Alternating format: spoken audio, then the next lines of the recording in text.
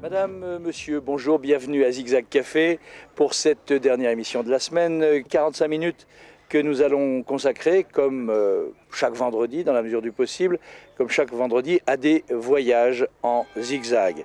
Et cette semaine, alors même que vous entendez sans doute les cloches au-dessus de nous, cette semaine, nous sommes quelque part à la fois dans la très vieille et dans la très fraîche Europe. Nous sommes en Hongrie, nous sommes à Pécs.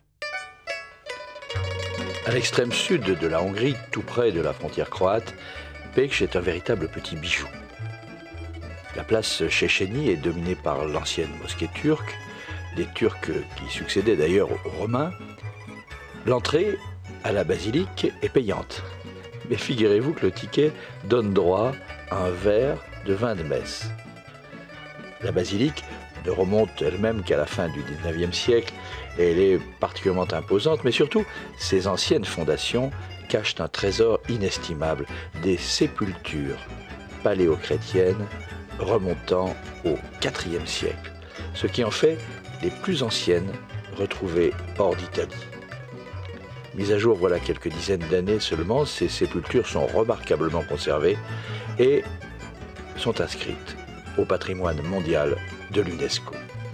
C'est aussi à Pécs qu'a été fondée la première université de Hongrie dans cette région au climat particulièrement méridional. Les habitants sont eux aussi assez méridionaux dans les comportements, dans la fraternité, dans plein de choses comme ça. Alors on va le vérifier tout de suite. Andrea, bonjour. Je ne sais pas si votre nom se prononce Schaffer ou Scheffer. Schaffer. Scheffer. Oui. Donc vous êtes d'ici, mais avec tout de même une origine vraisemblablement un peu allemande. Non, très allemande, mon origine, parce que mon grand-père, il était allemand, mais il est né pendant la guerre, et ma grand-mère s'est remariée, donc voilà. Origine allemande, mais je suis d'ici. Voilà, alors c'est bien une des particularités d'ici, c'est qu'on est à un carrefour de toutes sortes de migrations, d'émigrations, d'affrontements, d'amitiés, et les Allemands, les Souabes en l'occurrence, sont très nombreux. Oui, c'est vrai. Vous trouvez même des villages entiers qui sont pratiquement 90% qui sont Souabes, qui parlent allemand couramment. Quand vous allez dans les villages, vous trouvez le panneau du village marqué en allemand, tout ça. Alors j'imagine que vous parlez l'allemand, mais le français, vous l'avez appris où? Le français, j'ai appris à l'école primaire, dès l'âge de 8 ans. Et puis j'ai continué au lycée, à l'université aussi, j'étais au département de français. Alors on va rester ensemble un tout petit peu pour découvrir cette ville et cette région, si vous le voulez bien. Mais en deux mots, si vous deviez, pour un ami, définir ce qu'est Pécs. Ça, c'est très dur. Je ne sais pas si je pouvais définir en deux mots. Trois, d'accord. C'est ma vie. Ça va comme ça. En fait, Pécs, c'est la chaleur, c'est des gens, c'est agréable ici. C'est moins grand que Budapest. Et justement, c'est pour ça que c'est chaleureux. Chaleureux. Voilà. Tout ce que je peux dire. On peut tomber amoureux de Pécs, on peut aussi tomber amoureux à Pécs. Et je crois, en fait, je ne vais pas dire que c'est votre cas, ça je n'en sais rien, mais je crois que vous connaissez parmi les Français qui habitent ici quelqu'un à qui c'est arrivé. Oui, j'en connais un notamment. Il est, comme par hasard, il est mon chef. Et plutôt, pas chef, il est plutôt un ami, un très bon ami. Et c'est vrai, il s'est marié avec une Hongroise, que j'adore, en fait, moi aussi. Vous êtes tombé suffisamment amoureux du pays pour que vous soyez aussi tombé amoureux, tout simplement. Oui, les deux à la fois, oui. D'abord du pays, parce que je m'y sentais très bien, même tout seul, même en tant que célibataire. Là, j'avais vraiment l'intention de rester. Et puis là, c'est vrai que, bon, ayant rencontré celle qui est devenue ma femme l'année dernière, là, la question se posait différemment, oui. Amoureux dans les deux sens du terme. La ville fait sa publicité sur Pécs, ville méditerranéenne. Au départ, je trouvais ça un petit peu exagéré, mais avec le temps, on s'aperçoit que finalement, c'est vrai. tout ça fait que la ville a un climat particulier. Et moi, à titre personnel, j'adore la lumière de cette ville. C'est une ville qui est accrochée au flanc de la montagne, petite montagne, et qui lui donne quelque chose de particulier, que vraiment, personnellement, j'apprécie, qui me donne toujours beaucoup d'émotions. Est-ce qu'il y a un truc pour éviter de se faire mal voir? Est-ce qu'il y a une chose à ne surtout pas faire? Oui, je dirais qu'il ne faut pas jouer aux touristes allemands. Mais là, c'est exagéré. Non, je crois que les Hongrois, comme tout le monde, comme tous les peuples, apprécient les gens qui viennent les découvrir, qui viennent les rencontrer, mais n'aiment pas qu'on les prenne avec un sentiment de supériorité. Ça les blesserait extraordinairement. Donc, et puis les Hongrois sont des gens très très fiers, très très fiers. Très fiers de leur histoire, très fiers de leur culture, et ils jugent leur histoire, leur culture au même niveau que la culture française, la culture italienne, la culture allemande, et ils n'acceptent pas de se faire rabaisser.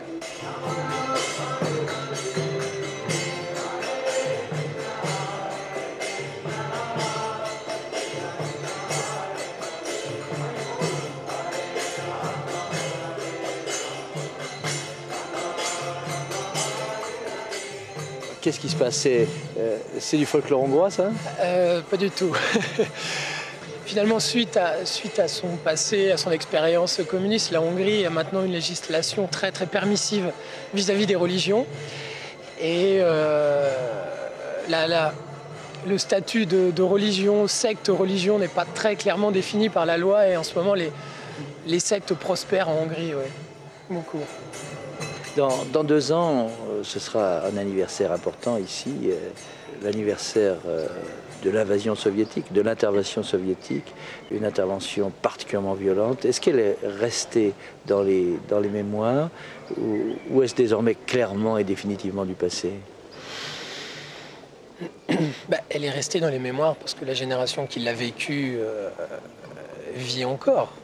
C'est-à-dire, c'est la génération... J'allais dire de mes grands-parents. Non, mais tout au moins des grands-parents de ma femme. Donc, oui, les gens... Moi, ce qui me surprend, c'est que les gens n'en parlent pas. Ou que les gens n'en parlent pas comme moi, j'attendrais qu'ils m'en parlent. J'ai toujours eu l'impression qu'il fallait leur soutirer les réponses à des questions et qu'ils ne donnaient pas volontiers les réponses. Par contre, il parle avec beaucoup d'humour du fait que tous ont dû apprendre le russe à l'école, le russe langue obligatoire.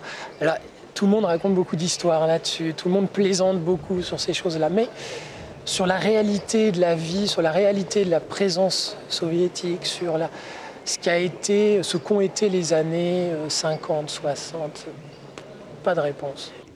On peut dire qu'il y a une cause certainement que les gens qui ont fait cette oppression de la part d'anciens communistes sont même encore aujourd'hui vivants et ils vivent parmi nous. Donc on peut imaginer que les gens disent que malgré le changement de système, sûr qui est sûr, mieux de ne pas parler de 56, qui était un énorme choc dans la société hongroise. Vous savez, cette génération qui a vécu cette époque, les ans de l'oppression, les tortures, des exécutions des jeunes gens en révolte, ils disent certainement que comment peut quelqu'un oser de parler si les mêmes gens ont dans le pouvoir, notamment Nyers Rezső, qui est membre du conseil du Parti socialiste actuel et qui a voté lui-même personnellement l'exécution de Imre Nagy, par exemple. Alors, qu'est-ce qu'on peut dire? Qu'est-ce qu'on peut penser? Mais vous, en 56, vous étiez un bébé? Oui, pas un bébé. J'avais 4 ans seulement et je me souviens bien, une immense rang de chars est paru devant notre maison. C'était au nord de ce comitat à Baranya. Et je me souviens des chars comme comme les énormes grenouilles gris et verts. Et ma sœur, qui a été âgée de 16 ans, a couru vers la fenêtre et a commencé à faire des signes pour les soldats. Et mon père, furieusement, a retiré de la fenêtre et a crié que qu'est-ce que tu fais, tu es folle, etc. Et ma mère a expliqué que les Russes ont violé les jeunes femmes et les femmes lors de la libération de Hongrie, dite la libération. Donc même dans le village voisin est passé cette horreur. Donc c'était pour ça qu'ils ont peur que peut-être les soldats pénètrent pour chercher ma sœur. En venant de Budapest en voiture, nous avons bien sûr longé le lac Balaton. Et puis ensuite, nous nous sommes engagés directement vers le sud et nous nous sommes arrêtés dans une assez petite ville qui se nomme Kaposvár. Et ça a été pour nous la première surprise. Regardez. Le premier contact, c'est il y a 3 ans, quand monsieur le directeur de notre école, qui est le président de notre association, a accueilli un groupe de Français. Il m'a demandé est-ce que je suis libre, est-ce que je peux y venir pour rencontrer les Français. Le groupe est arrivé et puis j'ai aidé un peu à traduire, à faire les premiers pas dans la connaissance. Alors, la différence pour notre part entre ce qu'on ressent entre un Hongrois et un Français, c'est que le Hongrois a gardé cette gentillesse, c'est-à-dire d'avoir des gestes d'amitié. Un Français est élevé de façon à ce qu'il ne fait pas ces gestes. On dit très rarement « je t'aime » à quelqu'un. Un Hongrois le fait par la main, en embrassant. On a besoin d'une assiette, il va nous prendre la main, voilà. Et ça se passe très très bien. À vrai dire, chez nous, la langue obligatoire, c'était le russe. Mais on a commencé ayant 10 ans. Et après, au lycée, il fallait choisir une autre langue. La moitié de la classe a choisi l'anglais. J'étais dans la moitié qui choisissait le français parce que mon prof de classe de l'école primaire a dit que le français est la plus belle langue du monde. En 90, on avait une loi que la russe n'est plus obligatoire. Alors, il faut avoir des profs d'autres langues aussi. Alors, à l'école, j'étais la seule qui avait le français. Alors, on a commencé le français. Il y en a beaucoup d'enfants ou de jeunes qui apprennent le français encore aujourd'hui? Non, en Hongrie, comme chez nous aussi à Kaposvár, c'est surtout l'anglais. Alors, la plupart choisissent l'anglais. Et comme deuxième langue, c'est l'allemand ou bien le français. Est-ce que vous avez tenté d'enseigner le hongrois à vos visiteurs français? Ah oui, on essaie, mais à vrai dire, franchement vous dire, on essaie de parler avec eux en hongrois. Alors, est-ce qu'on fait notre premier exercice de hongrois, Jean-Gilles, par exemple? Alors, faut que ça me revienne. Allez. Bon, je peux déjà... le bonjour. Yonapod Kivanok. On a reçu donc 2 jeunes filles qui sont 2 musiciennes de Kaposvár. Et il y a eu un tel échange que dans la famille, on s'est dit il faut qu'on aille les voir là-bas. Il fallait absolument qu'on aille à Kaposvár. Elle m'avait mis un peu en défi, ma fille. Nous sommes venus... puis ça s'est passé, on a un souvenir extraordinaire d'une famille. Même le chien avait des pompons pour nous accueillir. Vous savez, quand vous vivez ça, vous en prenez plein le cœur. C'est poignant. La Hongrie n'a pas de littoral. Ils viennent chez vous qui êtes au bord de l'Atlantique. Ça se passe comment? Alors, c'est fantastique. Tous les programmes qu'on peut faire, il faut absolument une journée à la mer. Absolument. Et quand vous les voyez à la mer, c'est des enfants, comme des enfants, c'est-à-dire qu'ils courent, ils vont prendre du sable, ils ramènent des coquillages. Alors par contre, une chose qui est très très importante, c'est essayer de leur faire goûter les fruits de mer. Et là, je vous dis que c'est pas triste. Allez leur présenter une huître, on va être 1 heure à essayer de me faire avaler une huître. Mais on est tellement contents quand ils ont goûté. Mais ce n'est pas leur plat favori. Nico, à l'époque où l'enseignement du russe était obligatoire, vous imaginiez qu'un jour vous vivriez cette évolution? On en rêvait. Mais comme on ne pouvait pas sortir du pays, alors la plupart, je crois, n'y pensaient. Pour vos enfants, c'est plus facile, plus évident? Ah oui, je crois, parce que bon, mes enfants apprennent l'allemand, parce que nous sommes quand même dans le voisinage de l'Autriche, et mon fils a commencé le français. Et il passe des semaines en Autriche dans des camps de langue. Même la première route en étranger de mon fils, c'était pour Nantes, pour Saint-Sébastien-sur-Loire. Il a dit, il n'a pas de frontière. Ah ben regarde, mamie, c'est Deutschland, et puis République française. Ah tu vois, nous étions là, nous sommes ici. C'est naturel, et c'est quelque chose de fantastique. Mais quand on leur dit à ces jeunes que, voilà, 30 ans pour téléphoner, il fallait attendre une journée ou 3 jours, quand on leur dit que pour sortir du pays ou pour y revenir, il fallait automatiquement passer par la case police, ça les intéresse, ça les amuse, ils y croient, ou c'est vraiment du passé? Moi, je crois que pour eux, c'est vraiment du passé. C'est vraiment du passé parce qu'ils sont jeunes et qu'ils ont envie de profiter de la vie. Je crois quand même que les parents, les grands-parents font tout pour que ça ne s'oublie pas. Ils ont raison d'ailleurs. Je pense que de toute façon, une nation, elle vit avec ses racines, avec son passé. Donc je crois que les parents, les grands-parents sont conscients de l'importance de raconter à leurs enfants ce qui s'est vraiment passé. Enfin, je voudrais quand même pas que mon propos apparaisse comme quelque chose comme si c'était passé quelque chose de terrible. La vie a toujours été très supportable en Hongrie. Tout ça, c'était des contraintes, mais bon, il fallait s'y habituer, et puis c'est tout. La vie de tous les jours était quand même relativement agréable. On n'a jamais manqué de rien. Il y a toujours eu de la nourriture dans les magasins. Moi, je n'ai jamais eu faim, mes enfants non plus. Et les Hongrois étaient ce qu'ils sont aujourd'hui, c'est-à-dire relativement bons vivants, accueillants avec les étrangers. Donc moi, j'ai toujours eu tout de suite beaucoup d'amis. Et avec une certaine joie de vivre, teintée de nostalgie aussi, parce que ça fait partie du hongrois.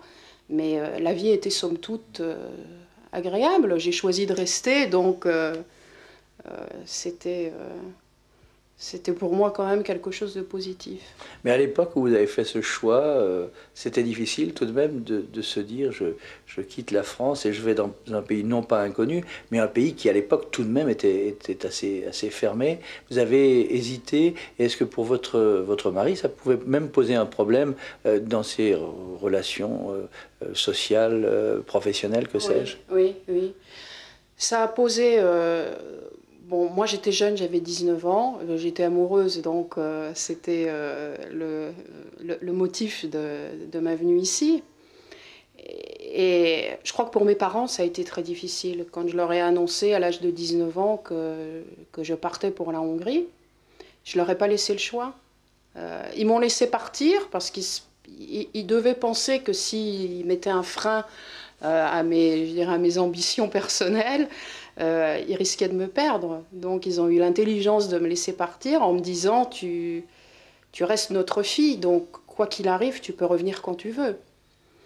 Mon mari, lui aussi a eu des difficultés parce que ses parents à lui pensaient qu'il allait m'épouser pour pouvoir sortir de Hongrie.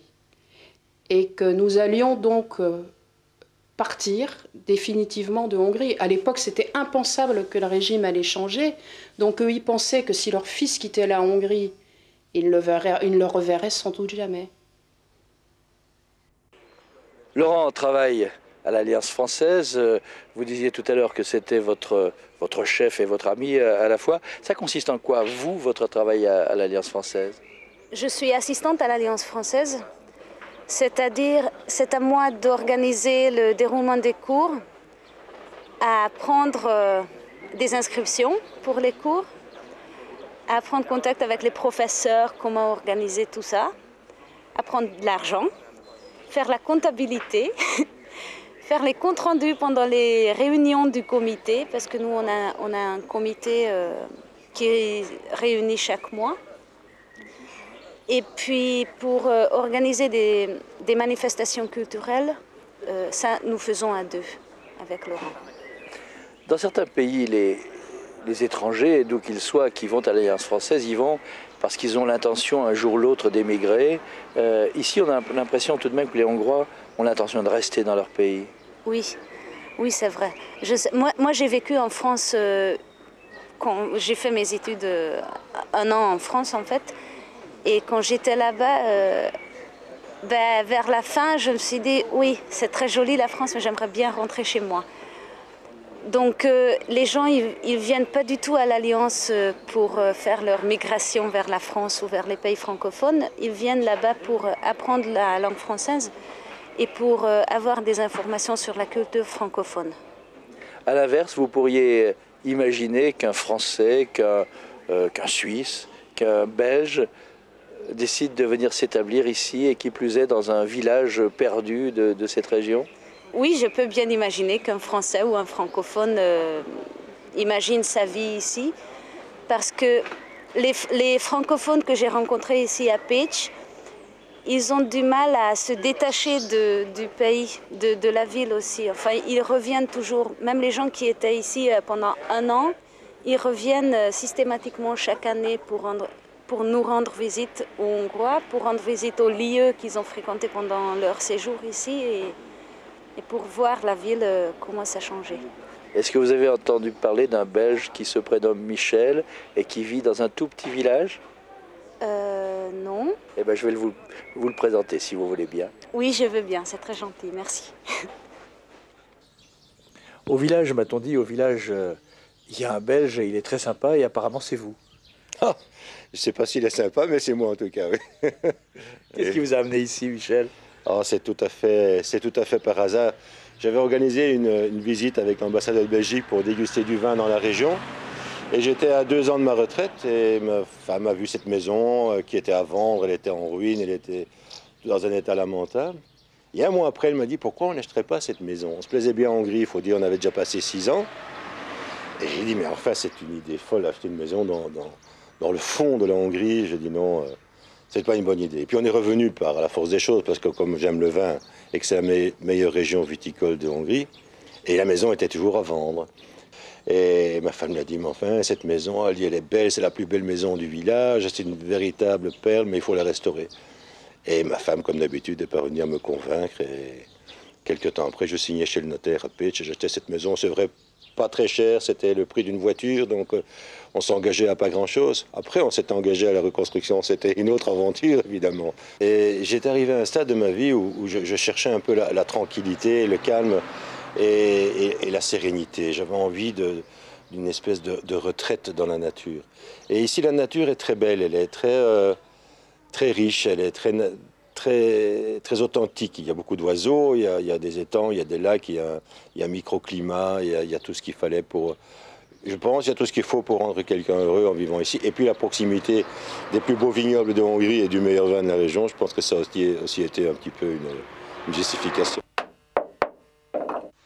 Oui, les gens, au début, on était très sceptiques parce que c'est quand même une aventure de s'atterrir dans un tout petit village avec des gens qui vivent encore comme il y a 50 ans, qui sont malgré tout toujours assez pauvres. Et on avait certaines craintes. Mais ça s'est bien passé finalement parce qu'on a trouvé en face de nous des gens charmants. Et puis je parle un peu d'allemand, donc ça a facilité les contacts parce qu'ils sont schwabes et parce que le hongrois, c'est quand même une langue assez étanche encore pour moi, même après tant d'années. Mais on a trouvé des gens excessivement accueillants et on a été très vite considérés comme faisant partie du village. C'est vrai qu'on a toujours participé à toutes les activités organisées par le village et le maire nous a aidés. Les maisons sont même souvent les reflets de l'histoire. Une maison comme celle-là, qu'est-ce qui lui est arrivé dans le village? Qui y a habité avant vous? Pourquoi les gens sont-ils partis?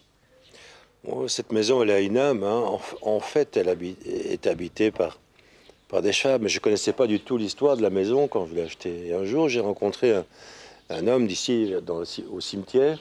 Ah, il me dit, tu sais, il dit, la première fois que j'ai fait l'amour, c'était dans ta maison, parce que cette maison appartenait à notre famille. Et il me disait ça en allemand, évidemment. Et je l'ai un peu interrogé, je dis, eh bon, qu'est-ce qui s'est passé? Il s'est passé que quand les Russes sont arrivés, ils ont pris les Allemands qui étaient ici, les non-Allemands, et ils ont expulsé beaucoup de Schwabes pour y mettre des communistes bontins qui venaient de Tchéquie. Et un Tchèque a pris possession de cette maison. Alors voilà, ça c'est l'âme de la maison. Et c'est vrai que quand on parle avec des vieux de la région, on s'aperçoit qu'il y a eu pas mal de drames qui se sont déroulés ici à l'époque. Surtout avec les Russes quand ils sont arrivés. Ils n'ont pas fait de cadeaux. Il y a eu vraiment un nettoyage ethnique. Et ça n'a pas été très drôle pour tout le monde. Vous avez été bien accepté parce que c'était vous, ou finalement le sens de l'accueil est tel que demain des Suisses, des Hollandais, des Espagnols pourraient venir ici et se sentir tout à fait chez eux? Bah, je suis un peu embêté de vous dire qu'il y a un Suisse qui habite là-bas en haut dans le village et il vit dans une maison depuis 15 ans avec des murs tout autour et on ne le voit jamais. Donc c'est un choix de vie, je veux dire, hein, où on est tourné vers l'argent, où on est tourné vers soi-même. Enfin, moi, je suis plutôt tourné vers l'extérieur, donc ça me convient bien. Dans ce village en particulier, ce que je pourrais dire que j'aime, c'est la simplicité. Ça demande beaucoup d'efforts d'intégration aussi, parce que ce n'est pas évident par rapport à la langue et par rapport à la mentalité d'un petit village comme celui-ci, puisque on est dans les 350 habitants, plus ou moins, peut-être je me trompe plus ou moins de la quantité, mais il y a cette simplicité, cette authenticité qu'on ne trouve pas partout et difficilement dans le reste d'Europe. Enfin, pour l'expérience que nous avons vécue avec mon mari. Nassir, c'est déjà assez surprenant de rencontrer un Belge au fin fond de la Hongrie. C'est encore plus surprenant d'apprendre que sa femme est uruguayenne et qu'en plus elle a appris la peinture sur porcelaine à Nyon. Nous avons vécu en Suisse avec mon mari pendant presque 5 ans. Et c'était justement près de Nyon, un petit village appelé Luyé. Et entre les vignes et dans lesquelles j'ai découvert la porcelaine. Et il y a des sources d'inspiration ici aussi en Hongrie? Beaucoup. Chaque jour, le matin, quand on se lève dans notre petit village, comme nous l'appelons avec Michel maintenant, on a toujours des différentes images qui donnent envie de perpétuer ces moments, cet instant. Je ne sais pas, les oiseaux, les papillons qu'on trouve ici, des sortes de papillons qu'on trouve difficilement dans le reste d'Europe parce qu'il y a encore une écologie. Et disons que heureusement, on a encore cette nature qui est encore très saine et on a des oiseaux merveilleux. On se lève le matin en écoutant les chants des oiseaux, c'est merveilleux. Au bord de la route, il y a un grand arbre, il est haut, il a très peu de branches, pratiquement pas de feuilles. C'est l'arbre de la liberté. Non, mais c'est la tradition dans les villages de la région. Le 1er mai, quand le printemps arrive, quand la sève monte, il y a les jeunes garçons amoureux, ils vont planter des arbres comme ça devant les maisons où vivent des jeunes filles à partir de 15 ans, 16 ans, pour montrer qu'ils sont intéressés à les fréquenter. Et ces arbres restent assez longtemps, mais certains sont enlevés parce que comme ils sont mal plantés, ils risquent de tomber sur les voitures ou la tête des gens. Mais on en voit un peu partout, on en voit beaucoup la première semaine de mai en tout cas, dans toute la région. C'est une belle tradition. Vous, à l'Alliance française, Andrea, vous avez de la concurrence désormais puisqu'il y a aussi une section bilingue au lycée. Oui, mais je ne considère pas ça du tout comme une concurrence parce que nous, on est en très très bonne collaboration en coopération avec le lycée bilingue. Notre lycée a beaucoup de racines francophones parce que tout d'abord, le lycée a été créé par les religieuses de l'ordre de Notre-Dame. Donc, dès le début, le français était une langue enseignée. Et puis, il y a 15 ans, moi j'étais déjà professeure dans le lycée. On a créé un festival de théâtre lycéen francophone. Donc, avec tout ça, on peut déjà créer une section, non? Pour faire du théâtre peut-être, mais pour apprendre des matières sérieuses. Ah, les matières sérieuses, mais je crois qu'il faut être ouvert pour les matières sérieuses. Quand on est ouvert, alors le monde vient vers nous et on le laisse passer, le monde. Et puis le théâtre, ça ouvre.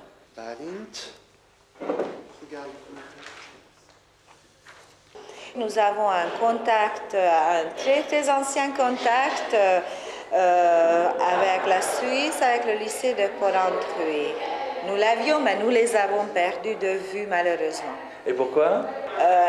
Ils étaient un peu extraordinaires, les Suisses, parce que les élèves ne voulaient pas habiter dans des familles, mais à l'hôtel et puis à jumelage, ça ne se fait pas comme ça. Donc on était très bien, mais au niveau de hôtes invités. En fait, qui sont les élèves qui choisissent la section bilingue? Quelles sont leurs motivations? Leur motivation, on peut dire qu'ils ont aussi une motivation politique parce que avec notre adhésion à l'Union européenne, les parents ont reconnu eux aussi que ce n'est pas seulement l'anglais qui est important. Et donc, ils disent que pourquoi pas le français, si l'élève a la possibilité d'apprendre une langue en 20 heures par semaine pendant la première année, pourquoi pas le jeter dans un bain francophone? Peut-être c'est aussi bien que le bain anglophone. L'histoire, c'est une chose importante, c'est un point sensible en Hongrie, mais partout finalement. L'histoire, c'est enseigné en quelle langue? Voilà, l'histoire fait partie effectivement des matières obligatoires pour le bac hongrois. Donc, pour avoir un baccalauréat bilingue, il faut passer par l'histoire. Or, l'histoire se sépare en histoire universelle qui est enseignée en français et l'histoire hongroise qui est enseignée en hongrois. Comment a été fait ce choix? Pourquoi?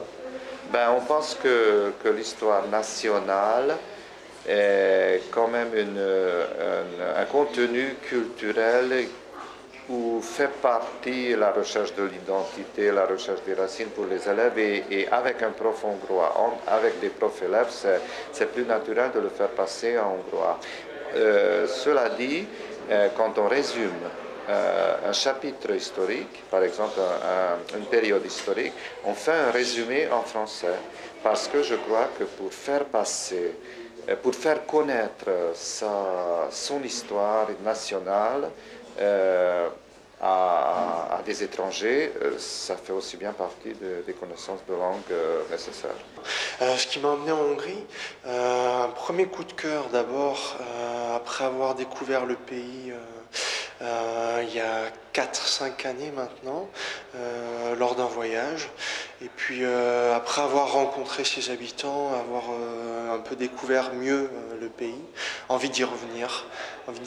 Et puis comme j'avais en parallèle développé un projet d'enseignement, alors je m'étais dit que sur ma liste des pays étrangers dans lesquels j'aimerais enseigner, ce serait le premier.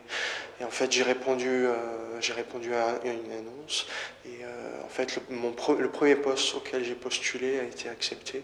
C'est pour ça que je suis là aujourd'hui. Alors pour les élèves qui, eux, ne sont pas en totale immersion, puisqu'en fin de soir chez eux, ils parlent quand même hongrois, ça se passe comment? Écoutez, plutôt pas mal jusqu'ici. On est vraiment frappé finalement par le rythme de leur progression. Donc effectivement, ils ne sont pas en France, même s'ils ont quelques séjours dans le pays, mais simplement les 20 heures de français qu'ils ont par semaine vont leur permettre quand même d'avoir une progression suffisamment rapide, notamment le contact avec le lecteur va faire que finalement ils ne vont pas avoir d'autre choix que de recourir à cette langue pour communiquer. Pour vous, c'est un passage ou on peut imaginer qu'ensuite vous restiez en Hongrie? Pour moi, c'est une première phase en fait. Maintenant, ensuite, je renonce pas. J'ai toujours comme projet ultérieur de revenir dans ce pays.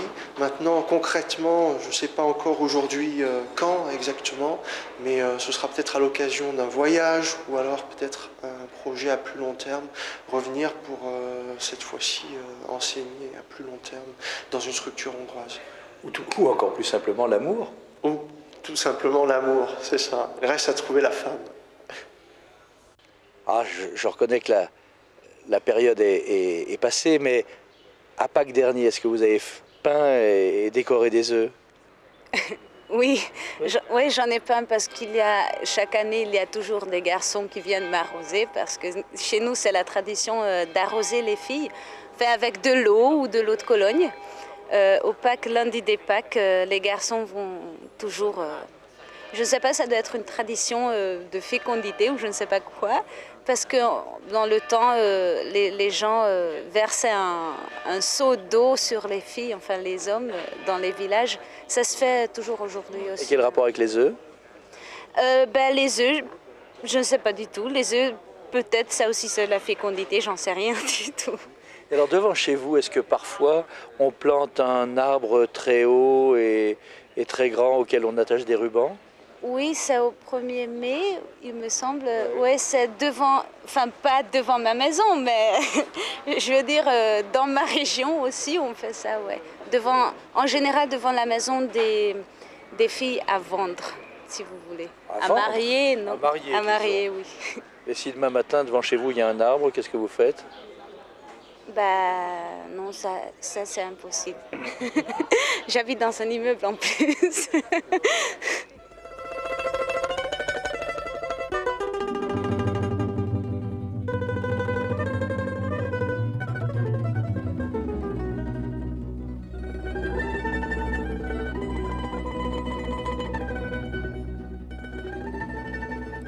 Dans la région de Pécs, c'est quasiment Pâques toute l'année. Car l'œuf n'est pas seulement un aliment pour l'homme, il est aussi la source de la vie, le symbole de la vie.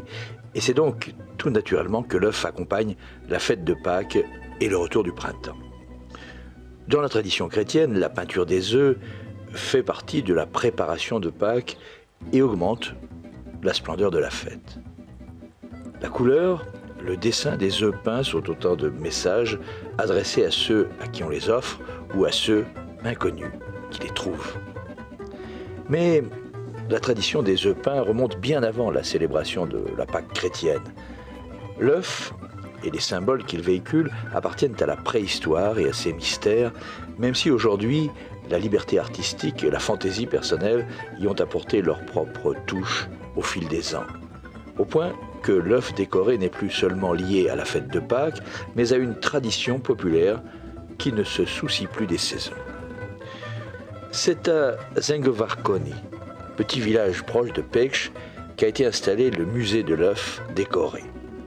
Ici, les artistes n'ont pas besoin de mode d'emploi. Leurs parents, leurs grands-parents leur ont légué des traditions de la terre, faites de beaucoup de peine et de quelques joies. Les œufs en font partie. Quant aux travaux des champs ou du tissage, ils font plutôt partie des peines, ou en tout cas des travaux où on ne doit manquer ni de force ni de patience.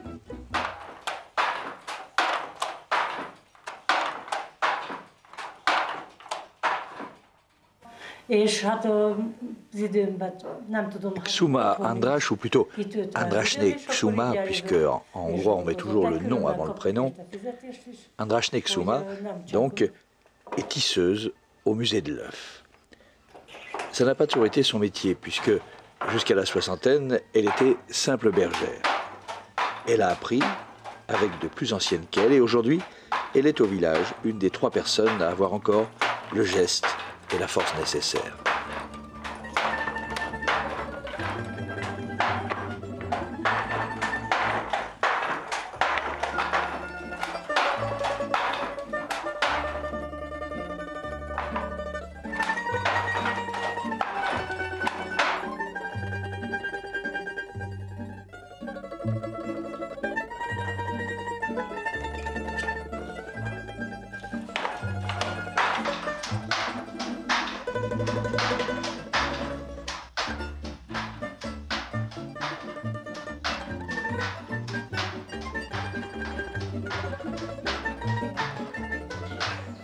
C'est vrai que cette région de Hongrie est chaleureuse.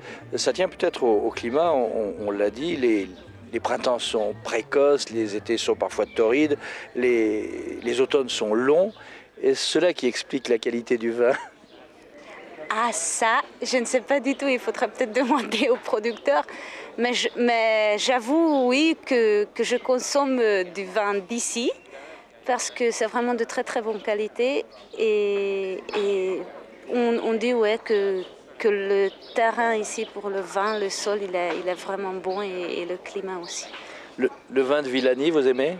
Oui, j'adore. Alors c'est justement là que nous allons maintenant. Très bien. En Hongrie, Tokaj est célèbre bien sûr. Villani gagnerait à le devenir. Moi aussi, si on dit la Hongrie et le vin, c'est aussi Tokaj-hegyi-alja. Mais on pense aussi que Villani, c'est aussi une région viticole qui a des possibilités d'avoir aussi un rôle très important que Tokaj-hegyi-alja. On compte sur la fidélité des Hongrois, mais on compte aussi des autres Européens qui sont curieux de nos vins. En 1976, le jour même de notre mariage, on a tout de suite fait des essais dans les vignes. La même année, nous avons fait les premières vendanges. Nous avons donc des vignes depuis cette époque-là, mais au début, nous avons d'abord eu un seul tout petit quart d'hectare et maintenant, nous avons 50 hectares. Ici, les gens peuvent déguster, c'est une cave, c'est une exploitation familiale. Et si vous voulez, même les gens qui viennent chez nous, ils viennent de loin, de Budapest, du nord de la Hongrie. Ils ont besoin d'un endroit où ils peuvent se reposer. Chez nous, c'est très calme. Et même, peut-être, vous savez que chez nous, on n'a pas le droit de conduire si on a déjà bu. Chez nous, c'est 0,0. Et même, si vous voulez, si quelqu'un vient à Villani déjà, il est curieux, il veut déguster un peu partout et il peut dormir chez nous dans notre petit hôtel et même le lendemain, il va rentrer avec sa voiture. C'est terminé, mais puisque cette émission passe non seulement en Suisse, mais sur TV5, vous, j'imagine qu'ici, TV5, pour vous, c'est important, comme pour tous les francophones autour de la planète. Vous le regardez, les amoureux de la langue française le regardent? Oui, bien sûr. Comme il n'y a pas d'autres chaînes françaises en Hongrie, il y a TV5 qui passe partout. Donc les gens qui aiment la langue française et veulent savoir quelque chose sur la francophonie, ils vont sur TV5, bien entendu. Et c'est vrai que c'est un très très bon moyen pour les gens de pouvoir écouter la langue et pour pouvoir connaître énormément de choses sur la francophonie, sur les pays francophones. Alors, puisque nous sommes en ce moment aussi sur TV5, si vous aviez un message à envoyer au monde entier en provenance de Pécs.